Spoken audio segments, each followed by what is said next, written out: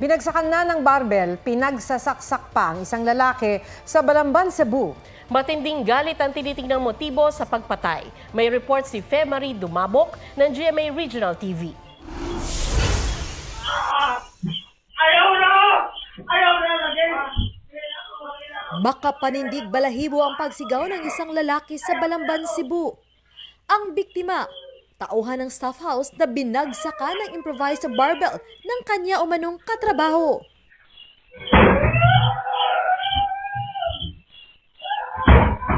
Hindi pa nakontento, pinagsasaksak din daw ng suspect ang biktima.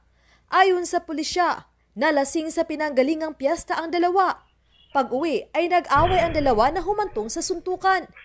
Ayon sa pulisya, matinding galit ang ugat ng krimen. Actually, nung hindi pa nangyari ang insidente, meron na silang personal grudges, no? Meron silang differences, hindi siguro sila nagkakaintindihan. Pero kaya pa naman i-manage until such time na lumabas silang dalawa para mamiesta. Isinugod sa ospital ang biktima na namatay kalaunan.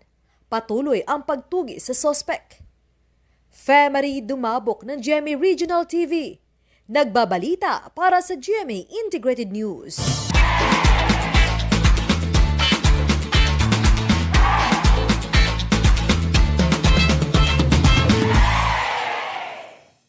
Huwag magpahuli sa mga balitang dapat ninyong malaman. Mag-subscribe sa GMA Integrated News sa YouTube. Sa mga kapuso abroad, subaybayan nyo kami sa GMA Pinoy TV at sa www.gmanews.tv.